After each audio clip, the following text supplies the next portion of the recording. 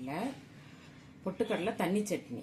இதுக்கு தேவையான பொருட்கள்: வெங்காயம், ஒரு 10 பல்லு பூண்டு, ஒரு துண்டு இஞ்சி, 2 பச்சை மிளகாய் கட் பண்ணி வச்சுருக்கேன், 2 காஞ்ச மிளகாய், கொஞ்சம் கருவேப்பிலை, கொஞ்சம் கொத்தமல்லி, கொஞ்சம் சின்ன வெங்காயம், ஒரு 50 கிராம் பொட்டுக்கடலை. வாங்க எப்படி செய்கிறதுன்னு பார்க்கலாம். எண்ணெய் ஊற்றிக்கிங்க. 2 ஸ்பூன் கூட தேவையில்ல, 1 ஸ்பூன் அளவு எண்ணெய் ஊற்றிக்கிங்க.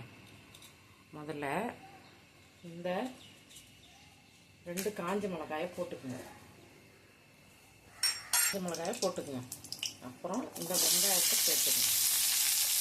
வெங்காயம், இந்த பச்சை மிளகாய், இந்த ரெண்டையும் சேர்த்து நல்லா வதக்குங்க. இந்த 2 வெங்காயமும் இந்த பச்சை மிளகாயும் வந்து கண்ணாடி பதம் வர வரைக்கும் வதக்குங்க.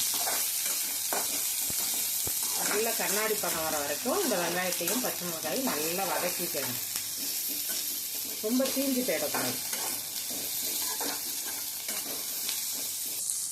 அதுக்கப்புறம் இந்த இஞ்சியும் இந்த 10 பல்லு பூண்டு ஒரு உங்களுக்கு தேவையானதை சேர்த்துக்கங்க. நிறைய வேணால் நிறைய கூட நீங்கள் போட்டுக்கலாம். கூட 4 பல்லு சேர்த்து கூட போட்டுக்கலாம்.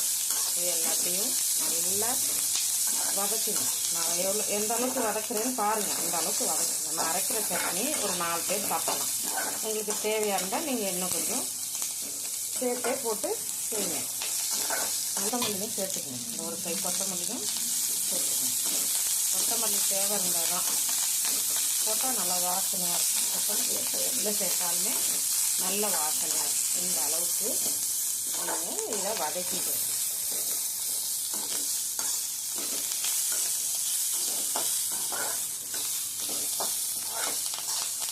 வதக்கி சட்னியாக ஒரு 5 நிமிஷம் ஆற வைங்க. இந்த வெங்காயத்தை நல்லா ஆற வைங்க.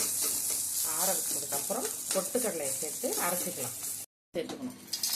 சேர்த்தாச்சு. ஒரு 50 கிராம் பொட்டுக்கடலை. அது கூட அதுக்கு தேவையான அளவு உப்பு.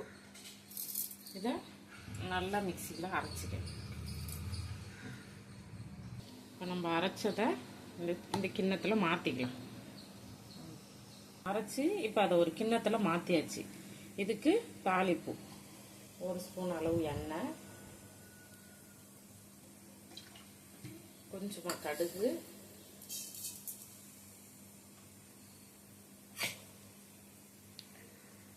நல்லா பொரிஞ்சு வந்தோன்னே கொஞ்சோண்டு ஒரு 4-5 சின்ன வெங்காயம் பொடியாக நறுக்கி வச்சுருக்கேன்.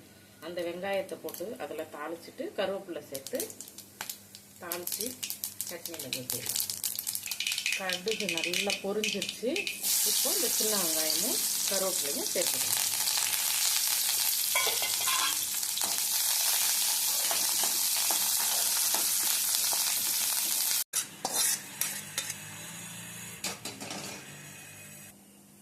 இந்த சட்னி கூட உங்களுக்கு எவ்வளோ தண்ணி வேணுமோ அவ்வளோ தண்ணி சேர்த்துங்க. இது தண்ணி சட்னி.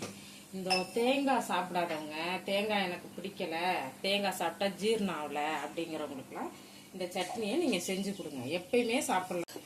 எப்போ இட்லிக்கெல்லாம் தேவைப்படுதோ தேங்காய் சேர்க்காதவங்க இந்த சட்னியை அதிகமாக சேர்த்துக்கலாம். இந்த அளவுக்கு இந்த சட்னி தண்ணியாக இருக்கும். இது ஒரு 4 பேர் நல்லா தாராளமாக ஊற்றி சாப்பிட்ற அளவுக்கு இருக்குது. எனக்கு கமெண்ட் பண்ணுங்கள்.